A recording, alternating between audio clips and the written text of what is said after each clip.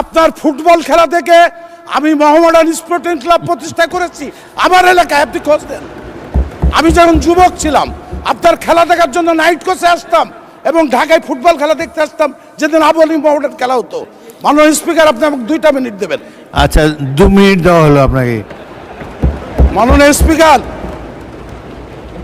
আমার কুষ্টিয়ার থেকে আমাদের উপজেলা, আমার উপজেলাটি 667 বর্গ কিলোমিটার।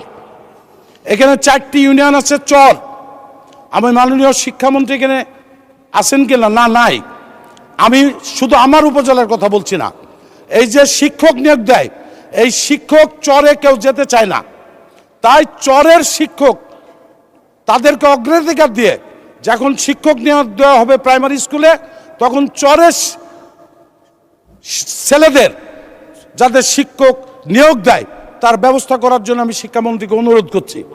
মাননীয় স্পিকার, আমার উপজেলায় বর্ডার প্রচুর, 42 কিলোমিটার বর্ডার। প্রতি সপ্তাহে সর্বোচ্চবার বিকাশ পেমেন্টে 50 জন হবেন পেমেন্ট চ্যাম্পিয়ন। জিতে নিন টিভি সহ আকর্ষণীয় সব প্রাইজ। এত ধরনের মাদক আসে যেটা অকল্পনীয়। এই মাদক নিয়ন্ত্রণ করা যাচ্ছে না। প্রশাসন আমার উপজেলায় আপনার 3টা পুলিশের গাড়ি, তার 2টা নষ্ট, তারা কাজ করতে পারে না। ওই জন্য মাননীয় স্বরাষ্ট্রমন্ত্রী থাকলে ভালো হতো। আমার উপজেলায় অন্তত 5টা পুলিশকে গাড়ি দেওয়ার জন্য আমি অনুরোধ করব মাননীয় স্বরাষ্ট্রমন্ত্রীকে। এবং মাননীয় স্পিকার, আমার কুষ্টিয়া জেলার দৌলতপুর, নাটোর জেলার লালপুর, রাজশাহী জেলার পাগাচারঘাট, এইটা হচ্ছে বিশাল চর এবং চরে 2টা বাহিনী জন্ম হয়েছে এবং তারা ওই চরের খাস জমি এবং হচ্ছে খড় এবং এই নিয়ে এবং বালিমহল নিয়ে কয়েকটি খুনাখুনি হয়েছে, যেটা আমার মাননীয় সংসদ সদস্য বাগাচারঘাটের আমার চান ভাই বলেছেন।